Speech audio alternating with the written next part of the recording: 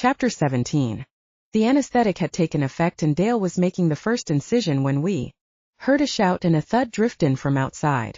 It was almost a relief to be able to look away from the scalpel slicing firmly through Sarah's smooth skin, although I wasn't at all glad to realize that my suspicions about an attack had borne fruit, because the commotion beyond our walls proved that either Justin had come himself or he'd sent his lackeys to hunt us down, and both options were equally problematic without the full force of Wolfie's clan to back our small crew up. Wade and I exchanged a quick glance, and the Yahoo didn't wait for instructions before turning away to head toward the unbarred window. Wolfie, we'll have the doors guarded, my companion offered by way of explanation. Not that I really needed any clarification. With only 2 adult shifters outside, plus 1 to guard my nephew in the hall, my mate would lack the manpower necessary to prevent outpack shifters from entering through the examining room's small window, so I was glad to have Wade on the job.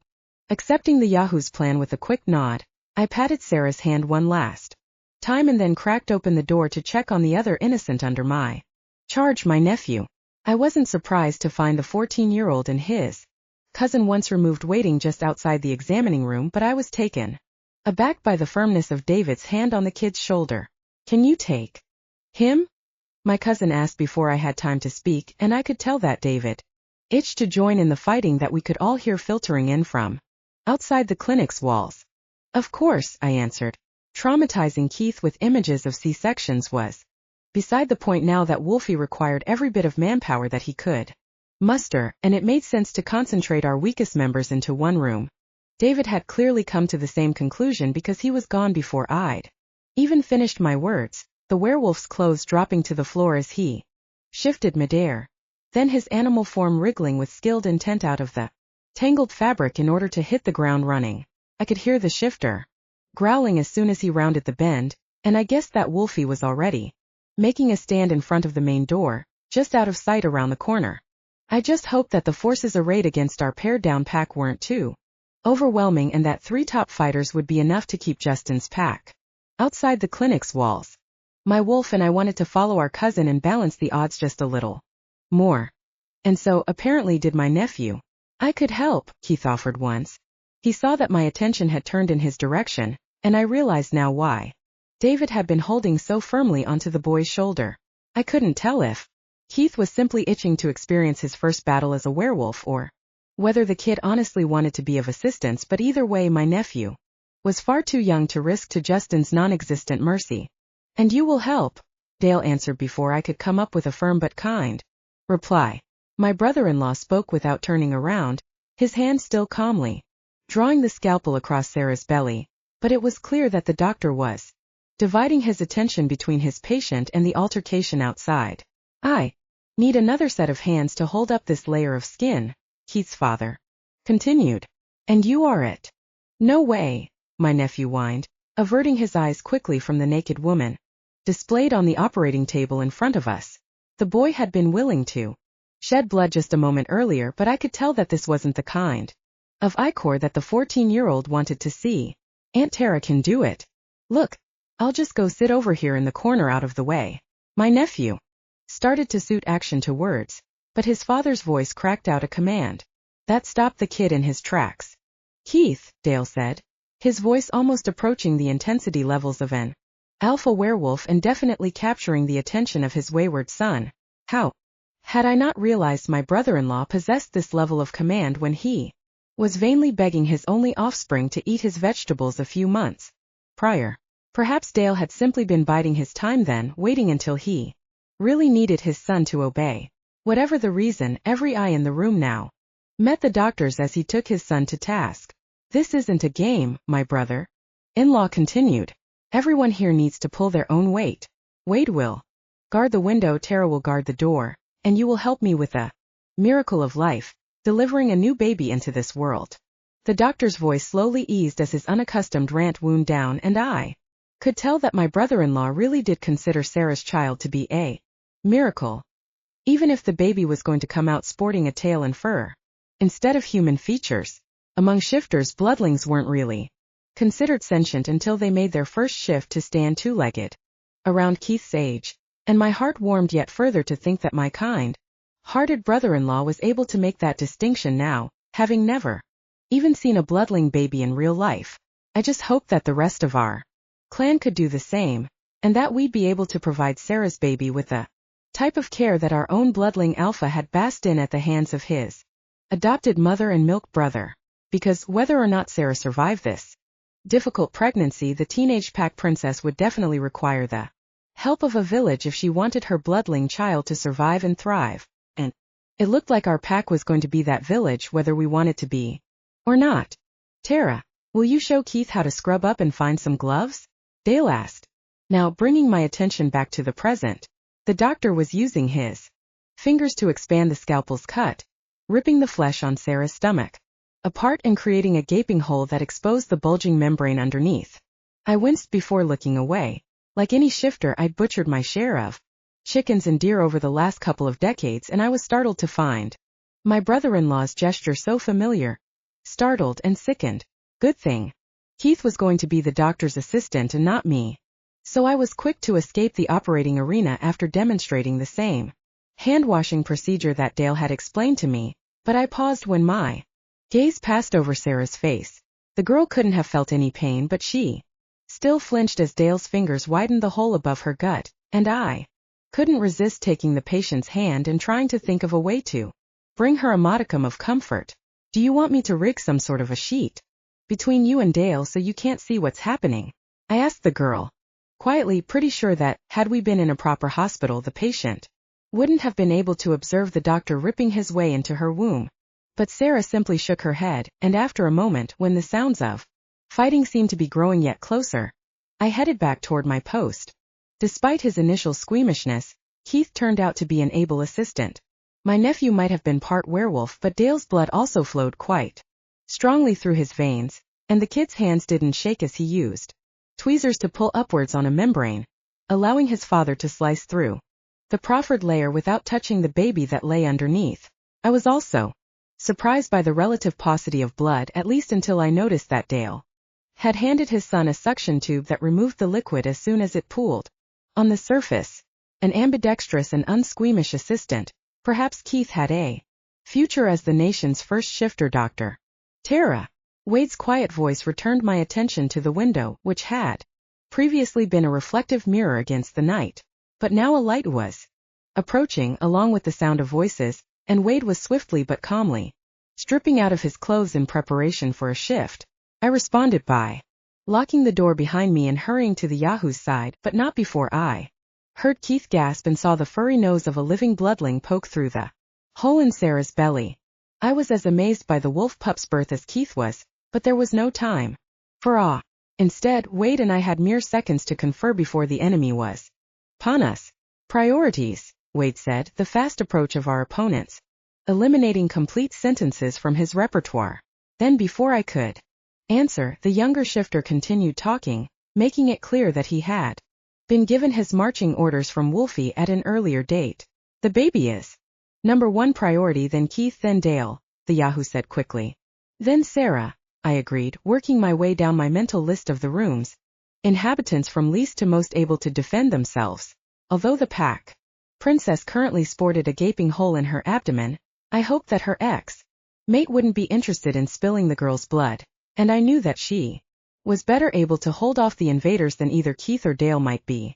But she was still in obvious need of protection. No, Wade disagreed. Then you. The Yahoo's nostrils flared, but his eyes met mine firmly, refusing to back down even though he knew that I didn't like what he had to say. I can take care of myself, I rebutted, putting the full force of my alpha persona into my voice. But Wade just smiled and patted me on the shoulder before shifting into wolf form without a verbal reply. I opened my mouth to continue arguing, but realized that further commands would do no good since the Yahoo apparently considered Wolfie to be his one and only leader. Wade was never following my orders in the first place, I thought to myself, watching the way the Yahoo angled his lupin body between mine and the source of potential ingress. The shifter beside me had done my bidding quite capably over the last few months, but it seemed now that the oldest Yahoo had simply been carrying out the orders of his true alpha all along, which had been all well and good in the past since Wolfie and I would have agreed on the methods used to manage my troubled relatives. But our wishes were at odds at the moment. In fact, I had a sinking suspicion that one of the Bloodling Alpha's commands was for his yahoos to protect Wolfie's mate with his life, a command that Wade seemed intent on obeying with no thought for the safety of his own skin. Then. There was no time to further argue the point, so I'd simply have to watch my companion's back at the same time that he was guarding mine. Working together, surely we could both come out of the upcoming confrontation unscathed. And then Wolfie, Wade, and I could iron out our differences at a later date when the world wasn't imploding all around us. Speaking of implosions, I'd barely shifted into lupin form when the window shattered inward, a length of metal pipe spinning through the air to clatter onto the ceramic tiles at my feet. I spared 1 second to glance behind me, saw that Dale was carefully stitching up his patient's belly, and then returned my gaze to the danger at hand. My brother-in-law clearly trusted me and Wade to do our jobs, having moved his son and the baby wolf pup around to the opposite side of the table but leaving his own unprotected back facing the battle at the window, so the Yahoo and I would have to ensure that the doctor's trust wasn't misplaced, despite the sheer number of wolves milling around outside. The first enemy leapt through the window before the shards had all been knocked out of the frame, and my focus narrowed to his sharp teeth and large paws. The impatient wolf grazed one shoulder on a jagged splinter in the process, but he didn't yelp or pause, just angled himself to connect with Wade's smaller form so that the two went down together.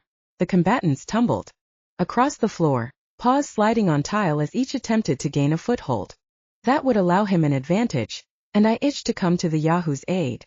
But, behind the initial intruder, another wolf had entered more carefully, and this new enemy was stalking in a stealthy circle in preparation for joining the melee from an unexpected side.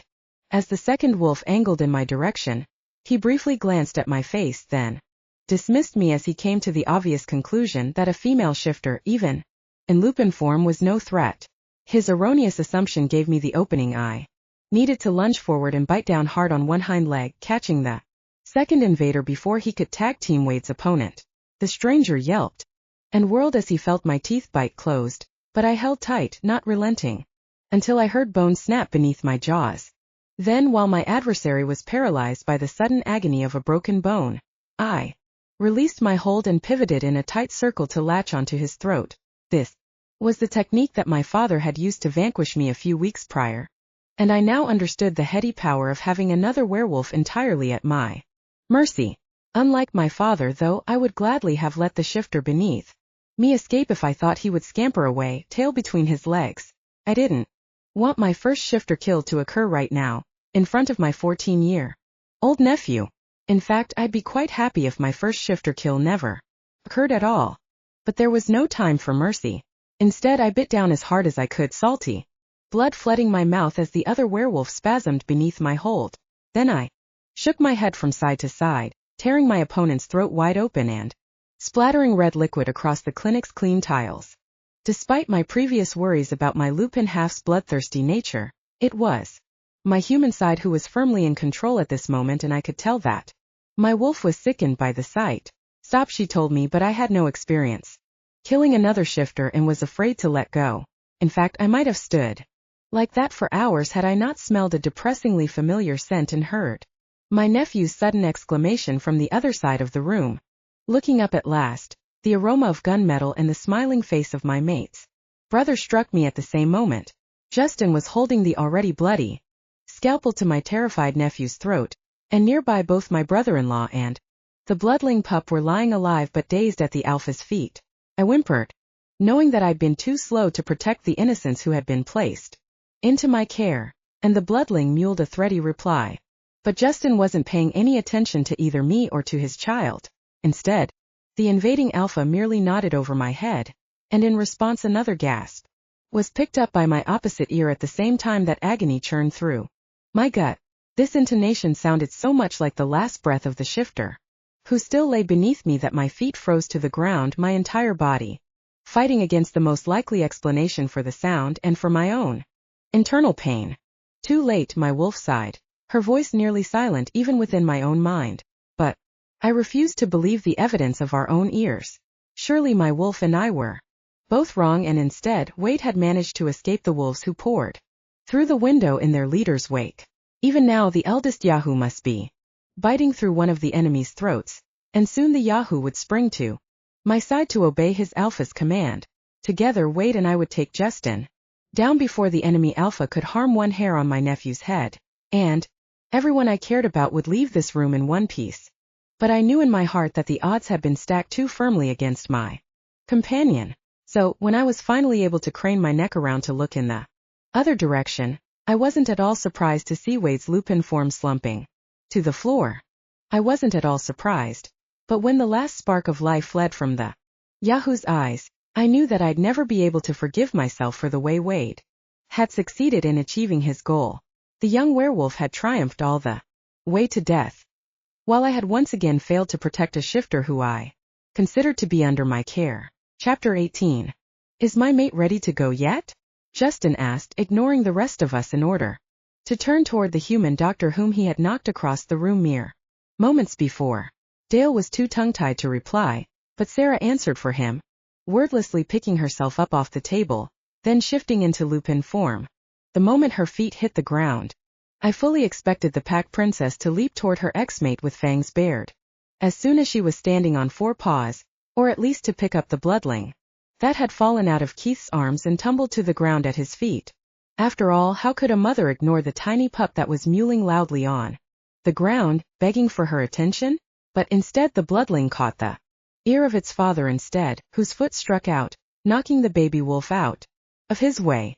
Clearly, Justin didn't consider the baby to be his son or daughter, just an annoying animal to be silenced. And the bloodling obeyed, squealing once before going still. I winced in sympathy, but mimicked the wolf pup's bid for invisibility, racking my brain to think of a way to protect both the bloodling and my nephew from Justin's sadistic gaze. What we really needed, I decided, was a distraction so that the bloodling's mother would have the opportunity to come to her child's aid. To my relief, I saw that my brother-in-law had come up with the exact same idea, which he immediately acted upon by taking a step toward his own son. And although my brother-in-law's forward momentum was instantly quelled by Justin's glare, Dale's sally had worked. However, momentarily the alpha's eyes had left his mate, and I shot the girl a quick glance, hoping that Sarah would realize that this distraction was the opening she needed to protect her child. The pack princess was close enough to grab the bloodling in her teeth and leap through the window before Justin's underlings could prevent her escape, and I knew from experience that, in lupin form, the exertion wouldn't be beyond the new mother's abilities despite her recent surgery. So I tensed, ready to head off the shifters who still gathered around Wade's body beneath the open window. And then I gaped as the mother wolf instead used her teeth to gently pick up my discarded black dress before patting over to rub one shoulder affectionately against her mate's leg. Good, Justin said shortly, but the single word was enough to set the pack princess's tail wagging and my mind whirling. I clearly read the entire situation incorrectly, thinking that Sarah held no value for her mate and he none for her. Why had I never taken the time to analyze her inner wolf's behavior when the pair crossed paths at all? Pack? Given the affection that seemed to be flowing between Sarah and Justin now, it was obvious that the pack princess's wolf must have been frolicking at the sight of her mate a few days earlier, just as mine had in Wolfie's proximity. Only a fool could have missed those obvious signs. A fool? Or someone who sorely wished to believe that Sarah really was my friend and pack mate, not a traitor coldly planted into our midst. Meanwhile, Justin's wolf appeared to share Sarah's tender feelings, even if his human side hid the attraction beneath an impassive exterior. And as I met Dale's gaze from across the room, I belatedly realized the purpose behind the duo's deception. The doctor currently facing off against werewolves with me was the only medical professional with the knowledge to operate on a shifter, and thus Dale was the only doctor likely to ensure that a werewolf pregnant with a bloodling baby would survive, which in turn suggested that Sarah hadn't been the only one pulling the wool over my eyes. Justin must have tossed his mate in our direction with the full knowledge that Wolfie and I were likely to bring Dale into the picture as soon as we realized Sarah's state. Meanwhile, the pack princess had simply played along with my assumptions, waiting until she was shed of the wolf pup within her womb before returning to the arms of her loving spouse.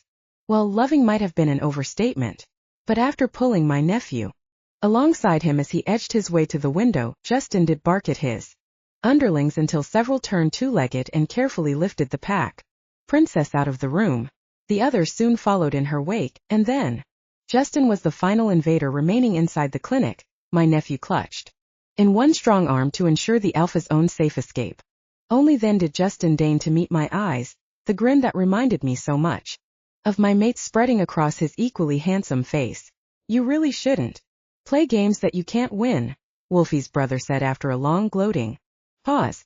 Then pushing Keith in my direction, the alpha leveraged his body through the window-shaped hole and was gone. It was then, as I took in the crumpled form of my nephew, my beaten brother-in-law, the quiet bloodling, and the dead Yahoo who had protected me with his life, that I knew that Justin was right. I shouldn't have embarked on a campaign that required skills so far beyond my capabilities.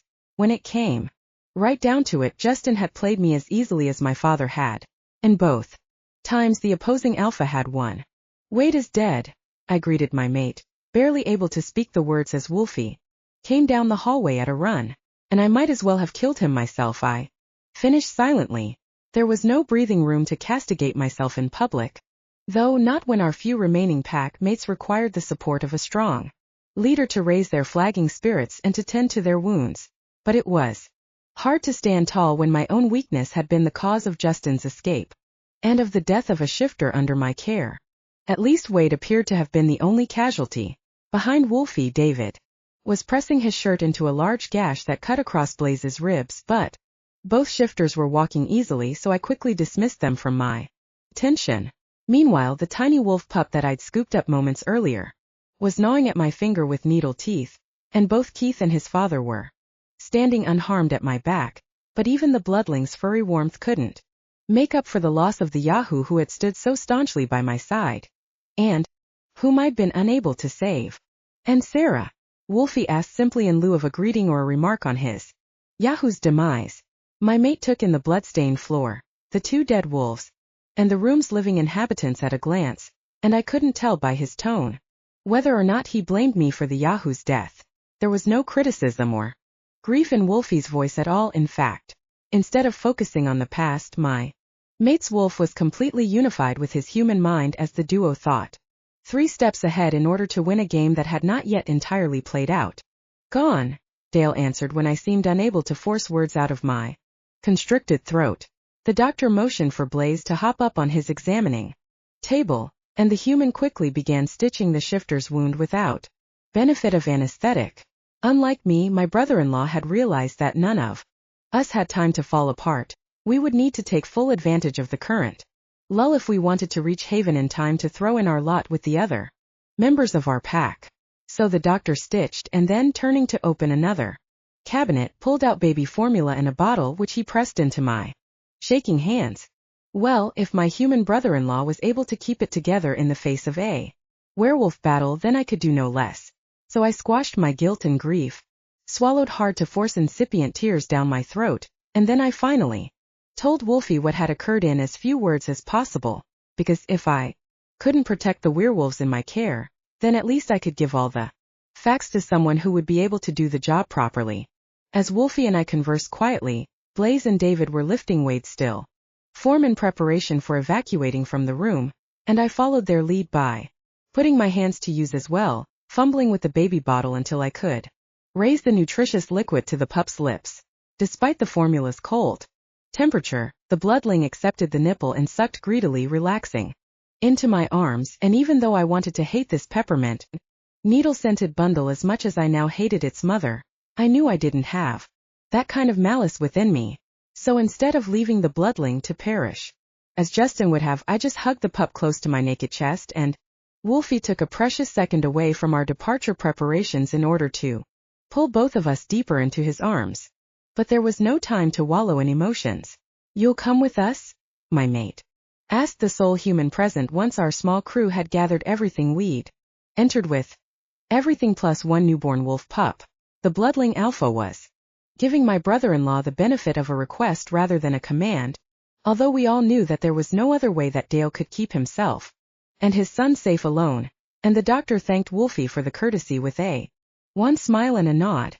Then, with one last glance around the clinic, turned battleground we turned toward the outside and the war to come. I didn't fall apart until I saw the smoke rising from the ashes of what used to be Wolfie's clan home. Our little convoy of vehicles was forced to drive past my mate's property on our way to the highway, and Wolfie didn't even pause when he noticed that his crazy quilt conglomeration of trailers and gardens had been burned to the ground in his pack's absence. Yes, my mate's jaw did clench, but then he relaxed and I realized that Wolfie was already busy reassuring himself that every one of his pack mates had been long gone before Justin's lackeys poured gasoline across the walls of his hard-won home, and then struck a match to set the residence flaring into destruction. To my bloodling mate, the compound and its buildings were just things, not people, and thus weren't worth mourning as long as all of the shifters who once lived inside were safely gone. But to me, the charred remains of a home that had been so full of joy and laughter just a few days earlier was the straw that broke the camel's back. Tears overflowed onto my cheeks as every one of my failures rose to the surface of my mind and clouded other thoughts. Over the last week I'd played into Justin's hands repeatedly, had believed the words of a pack princess who had never told me anything but lies, had allowed my nephew to be held at knife point, and had failed to prevent my peaceful human brother-in-law from being drawn into a shifter battle. Last but certainly not least, I had been unable to protect Wade, the Yahoo who had stood by my side the entire time that my mate and I had been apart and who had been the most staunch ally that I'd ever known. And now, added on top of all of those other deficiencies, I'd also been responsible for Wolfie's pack losing their unique and beloved home. How could I not be racked with guilt? So, I did the only thing I could think of when my heart seemed to be breaking beneath the weight of my own negligence. I opened my mouth and attempted to pass every bit of that blame along to my mate. You knew that Sarah didn't really want to leave her mate, didn't you? Demanded the sleeping wolf pup in my lap, stirring at my angry words, but the alpha beside me simply continuing to drive down the dark country lane without flinching. Smart man, he didn't remark on my out-of-the-blue accusations, just allowed me to vent my fury onto his strong back. You knew, and yet you sent Sarah to me with no warning, I added. At that, Wolfie was forced to at least respond, if not to lash out at me in kind. I wrote you a note, I said. I'm sending you trouble, he quoted himself, cocking his head to one side and shooting a glance in my direction, before returning his eyes to the road. Even when defending himself, my mate's voice was calm and soothing, but his quiet tone only turned up the heat of my anger. Rather than speaking right away, though, I glanced under my mate's skin where I saw his wolf attempting to speak with my own. Given time, chances were good that the two canines would have found a way to settle my human half down, but I was too upset to be reasoned with, so instead I fortified the walls that I so seldom used to cage away my animal half, shutting her out of sight and enabling my human mind to unleash its ire with minimal distractions from the more rational side of my brain. And then you told Wade to obey you, not me, I continued shrilly, ignoring both wolves' attempts to placate me and plunging further down the dark path that I'd embarked upon. How did you expect me to lead if half of the shifters in my pack were answering to another alpha? I might as well have shifted forms and bit my mate instead of spewing angry words, because his wolf now dropped its tail between its legs as I continued to rant. Only when I took in Wolfie's reaction and felt a jolt of disappointment run through my body in response did I realize that my subconscious had been hoping to provoke the other alpha into anger all along. I wanted my mate to yell at me, to say that I was a failure, that my pack would be better off without a weak woman at its head. Perhaps then I'd be forced to fight back and would forget for a few blessed moments that I had disappointed every shifter within my care.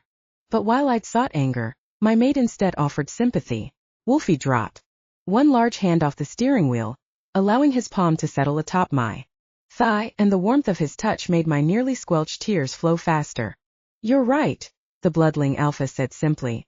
It's past time for our packs to be merged. And there was that spark of fury that I'd craved resurfacing in my chest just in time to wipe away my waterworks. So I failed, and now you're ready to take the reins out of my hands? I demanded. Moments earlier I'd been ready to pass the Wilder clan over to my mate's capable command, to relieve myself of the burden of responsibility that I barely seemed strong enough to shoulder. But now, when Wolfie's lips quirked up into a hint of a smile, I started loosening my wolf's chains in preparation for scraping that smirk off the side of his face. But Wolfie didn't rise to the bait, nor did he give me time to build up to further outrage. No, my mate said simply. You didn't fail. Stopping the truck in the middle of the nearly deserted road, he unhooked my seatbelt and pulled me toward him across the bench seat, the wolf pup in my lap crawling over to settle into the hollow between our conjoined hips despite the angry words that had been passing over its young head. When werewolves fight, werewolves die, my mate continued, reaching over to wipe a lone tear off my right cheek. You kept us from fighting for as long as you were able, and no matter what you think, that's a success. But it's time to join forces and work together so we can prevent further bloodshed. Which is why I say we need to join our packs. Because 2 pack leaders are better than 1. And unlike any other alpha male I'd ever met, I could tell that Wolfie was fully willing to give up part of the control of his own pack and to take only partial control of my pack in return. He sincerely believed that our 2 clans could and should be merged together, and that the 2 of us would be flexible enough to navigate the resulting maze of power without stepping on each other's toes. Now, looking at his strong but cordial wolf who could have snapped at my unfounded accusations but was instead pressing toward me through my mate's insides, I knew that Wolfie was right. But I still looked away, returning my attention to the darkness outside the window. You don't want me to join you as pack leader, I said quietly, but now I knew that I did want to be convinced, so I allowed my wolf to wriggle up out of her prison and join in our conversation. Not that she or my mates animal half seemed to be very interested in the subject at hand, offering not a single word of advice. Instead, the 2 lupins frolicked, overjoyed at our physical proximity after such an extended time apart. I would have loved to submerge myself in the wolves' joy, but my human brain wasn't quite so willing to relieve herself of guilt. I let Wade die and Sarah get sucked back into her mate's pack, I said simply, flagellating myself with the words and trying to explain to Wolfie why I didn't deserve to continue as the leader of the wilder pack. A physical blow couldn't have hurt more than the knowledge that I'd failed those 2 shifters, had in fact failed one of them all the way to the grave. How could I pretend that I wouldn't make the same mistakes all over again? Sarah would have left no matter what you did, the bloodling alpha rumbled, not rejecting my guilt but rather mitigating it. And Wade, Wolfie paused, and I could tell that my mate was as broken-hearted about the eldest Yahoo's loss as I was. But Wolfie's voice was firm when he continued. 7 years ago, when I saved Wade's life, he told me that he'd keep trying until he could repay that debt. I'll never forget Wade, but I can promise you that he died happy.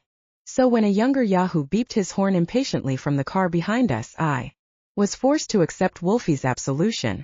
In fact, by the time my mate put the car into gear and started driving toward the new home of our joined packs, the wolf pup and I were united in our urge to snuggle as close as we could to the warm form of the alpha beside us. And when, to the delight of my wolf, my human half, and the bloodling in our lap alike, Wolfie dropped his right arm off the steering wheel to wrap it around my shoulders, our entire family felt encircled within his protective care. Perhaps together Wolfie and I could similarly guard all of the shifters who called us chief.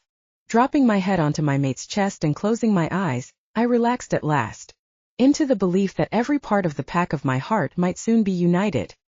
Chapter 19. Ready or not, here I come. The telegram shocked me not so much in its language as in its very existence. Dozens of Haven werewolves plus Wolfie's transplanted pack had traded off guard duty throughout the night, fully expecting Justin to bring the battle to our doorstep at any moment. So no one was surprised by this dawn sally. No one except me, that is. Why the astonishment? Well, this second missive reminded me far too much of an earlier telegram and of a message that had given me the strength to avoid my mate at all pack. And now I realized that my telegram-inspired evasion had played right into Justin's hands by keeping Sarah within the wilder pack until she went into labor. You never sent me a telegram while we were apart, did you? I asked my mate quietly as we stood side by side on the doorstep of Cricket's home. Wolfie simply shook his head, his sharp gaze taking in my distress, but he didn't ask for details. There was no time now to share the tale of how I had once again been hoodwinked by his brother, and the particulars didn't really matter this time around anyway, because I refused to let Justin shake my focus again with childish tricks. Haven was where Wolfie and I had chosen to make our stand, and we would defeat the invading pack that was even now rumbling toward us up the driveway. There was simply no other alternative except success. "We're ready," my mate said simply, following my train of thought with ease. And although his reassurance was primarily meant for my ears, he raised his voice slightly so that the ever-present shifters around us could make out his words. There'd been some dissent already among my more straight-laced relatives, their growing unhappiness with my own leadership exacerbated by Wolfie's presence, but no one seemed willing to provoke my mate with outright argument. Instead, the werewolves around us just kept their heads down and busied themselves by preparing for the imminent invasion. We didn't have long to wait. Dozens of black SUVs, so much like the ones my father loved to send out to intimidate other packs, crunched up the gravel drive and then halted with geometric precision atop the carefully manicured grass in our central green. "No regard for landscaping," Wolfie said lightly, and I could feel the tension levels around us ease slightly. If our pack leader could joke about tire marks on our perfect lawn, then surely no shifter would be harmed today. Unfortunately, I could tell that Wolfie's humor was just a bluff, because his lupin half wasn't resting calmly on its paws, but was instead rising up behind their shared eyes and growling softly as my mate's brother stepped out of the lead vehicle and onto wilder ground. And when Justin strode up the steps to the porch, too confident in his own power to even wait for the protection of an entourage, then held out his right hand to his sibling, I could tell that my mate was restraining his inner wolf with an iron hand. "Brother," Justin said, the greeting cordial even though there was no warmth in his tone. But the younger sibling simply raised an eyebrow and rejected the proffered handshake, causing Justin to take a step back in response and to drop all semblance of civility. "Well, if that's the way you want it to be, then you have 5 minutes to leave before I torch this place too," the older pack leader said. Justin's words still lacked heat, but since several of us had driven past Wolfie's former home just hours before, we knew he wasn't joking. I forced my muscles not to quiver in response to the threat, and I could feel the other shifters around us similarly working hard to maintain their own composure. But I also had to wonder how Justin could be so sure that we'd simply roll over and show him our bellies when our own force was at least as impressive as his own. The lawn in front of Cricket's home was already lined with my uncles and cousins, members of Wolfie's pack interspersed for added manpower. As I sought reassurance by passing my gaze across the assembled crew, I saw cousin Milo, who had scared me to death a couple of months earlier when he was sent to do my father's bidding, and who surely appeared equally ominous to members of Justin's invading pack. The Yahoo Glen wasn't quite as imposing as his now deceased companion Wade, but the young male possessed some of my own mates' calm determination, and I could see that the surrounding shifters felt more at ease because of his nearby strength. Then there were my 5 uncles, some of whom had been thorns in my side, but all of whom would surely stand up to protect hearth and home. So why exactly would Justin expect us to simply back down on his say-so? The question was answered when I caught my 2 most difficult uncles meeting each other's eyes and exchanging a nod across the crowd. Next, both shot their glances toward the trio of alphas standing on the porch above them, but rather than seeking out my or even Wolfie's permission, the third nod stemmed from an unexpected source, my invading brother-in-law. And in response to Justin's turning away from the pack's traditional home base, gathering up women and children who were flowing out of the nearby houses toward them, and slowly making their way toward the SUVs arrayed across the green. But I regretted letting that single word escape from my lips as soon as I'd spoken, because Justin clearly reveled in my lapse. "You didn't really think that strong shifters like your uncles would be willing to take orders from a female?" Justin replied with a smirk. Unfortunately, Justin's barb appeared to be based in reality.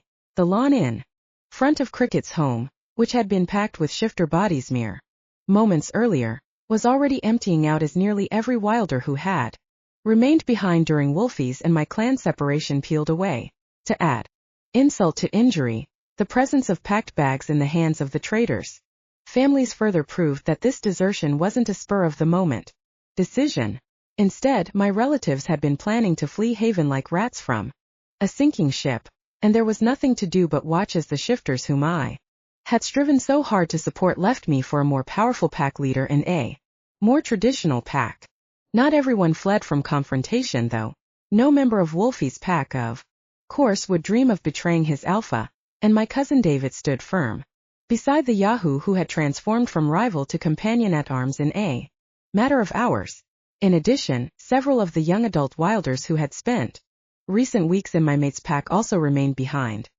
Or at least hovered, pulled in one direction by their parents' mandates, but in another by their hearts and souls. So Wolfie, at least, had been able to win the loyalties of a few of my cousins, even if I'd apparently failed dramatically at integrating their parents into my new and improved pack. The reminder that Wolfie had known what to do in the past made me hope that he would also know what to do now. So I turned toward my mate in search of support, a solution, anything. But the bloodling alpha seemed surprisingly willing to accept his brother's coup. Of course you're welcome to take any shifter who wants to go, Wolfie said simply, writing off 2/3 of my family with a dozen words. Justin smiled in triumph at the same time that I dropped his brother's hand in shock. Meanwhile, below us, a murmur of voices suggested that the members of our combined pack were also greeting my mate's uncharacteristic surrender with confusion. Since when did Wolfie cede his responsibilities so easily? Since never, apparently. As long as they want to go, my mate repeated. As he spoke, the bloodling alpha's gaze roamed across the wilders who had spent the last few months in his camp, and in reply, 2 teenage girls paused as they trailed behind their parents on the way to the black SUVs. The girls looked back over their shoulders, and then spun on their heels to sprint back in our direction, as if the teenagers had opened a chink in a dam holding back the force of a raging river. The line of retreating relatives splintered. Few continued toward Justin's vehicles, but most circled back around to face in our direction, and for a moment I allowed myself to hope that Wolfie had called the invaders' bluff and that now the elder Young's pack would leave us alone. At last. Perhaps we'd all finish this day no worse off than we'd begun it, with my relatives safe from Justin's greedy regard and with no blood spilled across our perfect lawn. But an immediate surrender was far too much to hope for. Inches away from me, on the porch, Justin's nostrils flared in irritation, but he squashed any further show of anger and simply held up a hand before the girls could scamper past him up onto the porch and into the safety of Cricket's house. In response, the teenagers and all of my other relatives paused in their flight. Do you really think you can prevail against the full force of the Young clan? The elder brother demanded, and at his words shifters emerged from SUVs by the dozen. I stifled a gasp as I realized that Justin had not only brought his own pack mates for backup but that he'd also included the cream of the Cooper and Gray clans who had camped nearby at all pack. All told, there must have been 100 male shifters waiting beside the vehicles parked in Havens Green, and despite werewolf tendencies to consider weapons taboo, at least a few were armed to the teeth. But Wolfie wasn't daunted. Do you really want to challenge me? My mate rebutted, reminding his brother of Justin's frequent defeats at Wolfie's hands when both were teenagers, and I relaxed just the tiniest bit because Justin wasn't safely surrounded by his pack mates. The elder Young was perched precariously on Cricket's porch, the soldiers in his army far below. If it came right down to it, all of us knew that Wolfie could tear his brother to shreds before the first shifter could raise a gun to his shoulder and fire. And Wolfie was betting that his sibling had too strong of a self-preservation instinct to risk his own demise. But Justin also wasn't willing to back down. And why should he when even my wilder relatives were wavering between making a stand with me and Wolfie or fleeing for the dubious safety of Justin's pack? So the alpha siblings' gazes met and locked, and I could feel the battle that I'd thought safely sidestepped now heating back up, only this time with more serious weapons than teeth and claws threatening my pack mates from the opposing side. And I don't doubt in the least that Haven ground would soon have been watered with blood, had the cavalry not taken that opportunity to arrive. Of course, I don't mean that our rescuers were literally cavalry. We're werewolves, remember? Horses aren't fans. But the wolves who came streaming out of the woods by the dozen were so numerous that the sound of their paws hitting earth resembled hoof beats, and I certainly felt as if mounted reinforcements were riding to our aid as the outpack shifters galloped toward Haven's Central Green. Equally heartening was the recognition of familiar scents and shapes among the newly arrived werewolves, and the ensuing realization that I hadn't wasted all of that alliance building time at all pack after all. Yes, perhaps I'd been tricked into steering clear of my mate due to Justin's telegram, but the hours spent conversing with other alphas had clearly proven productive if I gauged their worth by the rich and enticing fruit now being born from my parlaying. Recognized Camilla's young husband Chad, his burly wolf surrounded by equally burly cousins, and saw that the gawky Gavin Griffin led a score of his own relatives at the back of the merged pack. There were Reeds and Prices present as well, their numbers more than evening up the field with 6 packs now united against Justin's mere 3, and I hoped that, even with firepower at his disposal, Justin would finally be forced to think twice before attacking so many powerful werewolves. But it was the grizzled wolf at the head of the pack who took my breath away. Less than a week ago, when I'd led my relatives through our pre-all pack hunt, then watched my clan dissolve into a mass of backbiting strangers, I'd assumed that the mysterious alpha who had come to observe was writing us all off.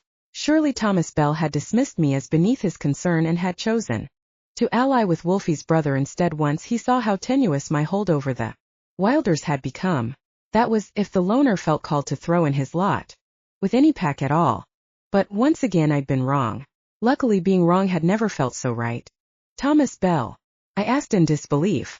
Why had this pack leader, who was every bit as dominant as my father, but so much less likely to involve himself in other packs' affairs, decided to help the Wilders fight their personal battle? The only conclusion I could draw from the facts presented was that, perhaps, the powerful alpha hadn't been as dismissive of my unusual mode of leadership as I'd at first assumed. As if in response to my words, the shifter's fur dropped away and the Bell patriarch was bounding up the steps toward us before his name had even left my lips. Waves of dominance rolled off our visitor's wizened body, and I could see Justin try and fail to prevent his inner wolf from submitting finally, looking away rather than meeting the older alpha's eyes. I heard that our region had split in two, Thomas Bell said by way of greeting, getting straight to the point just as Justin had a few moments earlier. But the older alpha's point was much more palatable than the younger's had been. So I came to see when you'd be hosting our new regions. All pack, the Bell Alpha continued, gazing directly into my eyes. The pack leader who could easily have dropped us all to the ground with a single roar was looking at me now with a gaze that didn't hold a single hint of threat, instead seeming to wait patiently for my honest reply. Since a similar eye-lock was often the first challenge between two shifters, challenge that frequently ended with the combatants rolling around in a pile of teeth and claws, I couldn't quite force myself to breathe, knowing that I was severely outclassed. But in this case the other pack leader didn't seem to be challenging me. Instead, Thomas Bell, the most dominant shifter that I'd ever met, appeared to be accepting a female alpha as his equal. So I played along. What do you think of the spring equinox? I answered, surprised that my voice sounded so firm when I was barely able to force air down my throat. There was no menace in Thomas Bell's face, but I still had to break our gaze long enough to ease the restriction in my chest, and in the process I noticed that Justin was already fleeing down our walkway far more quickly than he'd arrived. SUV doors banged as young shifters retreated to their vehicles, and I didn't argue when several of my least pleasant uncles and cousins took advantage of the offered rides to leave our familial home behind. As Wolfie had said, if my relatives didn't want to stay in Haven, then we didn't want them here. But the pack leader in front of me drew my full attention once again as he spoke. The spring equinox sounds perfect, he agreed, breaking into a smile. Now that our joint enemy was tearing away down our driveway. Warmer too. Then, sliding back into lupin form at the same moment that he bounded off the porch, our unlikely ally once again took the lead, drawing the outpack shifters along with him until they all filtered into the tree line just beyond the boundaries of Haven's village. And then, with a chorusing howl of farewell, our rescuers were gone. Epilogue. What about Buttercup? Wolfie suggested, and I couldn't resist glaring in my mate's direction. Snow was beginning to fall onto our bare heads, and I belatedly realized that today was the solstice, usually a time of celebration among werewolf clans. But instead of decorating a tree and baking ginger snaps, our merged pack was gathered in the village green, intent upon building a bonfire that would send Wade off on his journey into the next world. And with the Yahoo in question currently lying cold and dead in wolf form at our feet, Wolfie thought this was a good moment to present me with a nickname, and an insipid one at that. The bloodling alpha was undaunted by my stern expression though and merely dropped a finger onto the furry head of Sarah's child, who was half tucked under my sweater, the pup's tiny body cradled in my arms. In all the excitement, I hadn't even taken the time to check whether the bloodling was a boy or a girl, but Wolfie solved that mystery as well as the mystery of the crazy nickname, when he added, as a name, for her. But maybe you like Daisy better. Or how about Jasmine? Blaze offered as he tossed an armload of limbs upon the ever-growing pile of flammables. I thought I might have caught the Yahoo's irrepressible grin resurfacing, despite the fact that we were currently commemorating his compatriot's passing, and my slumbering wolf perked up at the oddity and took notice. Bluebell, my Uncle Hawk offered next, sticking his finger into the pup's mouth and allowing her to chew for a moment before returning to his task of assembling the bonfire to be. It meant something that a wilder of my father's generation was willing to help name a bloodling, even if Hawk's suggested moniker wasn't particularly apropos, and I felt the tiniest trickle of warmth re-enter my cold limbs when I also noticed that our bonfire-building effort wasn't divided along familial lines, but instead involved both wilders and members of Wolfie's pack working side by side in cordial, if somber, camaraderie. Perhaps this joint pack that Wolfie and I were trying to build wasn't doomed to failure after all. Perhaps my relatives could be pulled out of the 19th century. Wolfie's pack would come down from their 21st century cloud and we'd meet in the middle right here in Haven. Petunia, Cricket offered, coming up behind me and tilting her tray of hot chocolate in my general direction. It was only when my stepmother joined in the debate that I realized I was being teased, and I thanked the older woman with a smile as I pushed the bloodling pup further into the crook of one arm, so I could accept the mug out of her hands with the other. Girly names had always made me roll my eyes when I'd been growing up, and Cricket, of all people, should know that Petunia was the worst of the lot in that regard. So, the knowledge that my stepmother felt safe enough after the just past ruckus to needle me with flower names warmed my heart just as much as the heat from the drink warmed my hands. But while I appreciated my pack mate's teasing, the truth was that I didn't want to name this wolf pup at all. Not when choosing a label would seal my fate as protector of a baby too delicate and needy to be entrusted into my dubious care. My reservations were also based upon the memory of the way the pup's mother and father had both betrayed me in the worst possible way, and I had a sinking suspicion that the baby shifter in my arms wasn't done bringing harm to our pack. What was to prevent Justin from waking up one morning and deciding that he wanted to reclaim his daughter after all? Or if Justin had indeed forgotten about this bloodling, mightn't the father's bad blood show through as soon as the wolfling in question turned two-legged in her early teens? Would I really be able to survive another betrayal? This time from someone whom I already thought of as my daughter? My mate's wolf watched me through the human's kind eyes, giving me all the time I needed to come to the same conclusion that he and the rest of the pack had clearly already achieved. Yes, all of those possibilities might lie in this wolf pup's future. But I loved her anyway, and thus she deserved a name.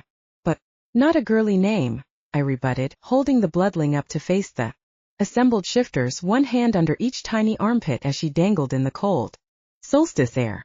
In response, the newborn yawned large, showing minuscule baby teeth, and then she whimpered a complaint at the biting wind. She's strong and dangerous, see? I continued, smiling despite myself. So she needs a strong and dangerous name. At that moment, the fire that Hawk had been carefully nurturing took hold, fingers of flame shooting up through the layered branches to reach toward the darkening sky. And even though the death of a beloved comrade didn't seem like something to be cheering about, every shifter present released a joint whoop, the traditional opening of a werewolf funeral, because Wade's life was worth celebrating even if that life had been far too short. But before I could open the ceremony or return to our previous topic of the bloodling's name, the back of my neck prickled and I turned to find my father standing behind me in human form. Like my mate had before him, the chief reached out to run one finger down the pup's back, and for a split second my father's battle with his own inner wolf seemed to ease. "Ember," he said at last, the single word seeming to offer up every ounce of the approval that I'd always yearned for, but had never before heard enter my father's voice. But before I could ask whether the chief really was content with the way our All-pack campaign had ended, the old shifter was falling back down onto 4 feet, his Lupin half-seizing control as it had so frequently in the past. Still, rather than fleeing, the chief simply stood beside us this time around, waiting with the rest of the pack for the bonfire's flames to build enough force to consume our lost Yahoo's inanimate body. Ember Wilder, I agreed quietly, releasing my father's gaze in order to seek out the eyes of my mate. But Wolfie shook his head in denial. Ember Wilder young, he countered. And then Glenn and Blaze were swinging their companion's silent body between them and tossing the lost Yahoo up and over, into the heart of the flames. Sparks exploded into the air, and from the hillsides around us the chorus of outpack werewolves proved that Thomas Bell and his contingent had lingered on our borders long enough to watch this final leap of the young shifter who had given his life for the safety of our clan. It was then, while peering down into the blazing coals that formed the foundation of the bonfire, that I accepted every single shifter clustered together in this wintry meadow as part of my pack.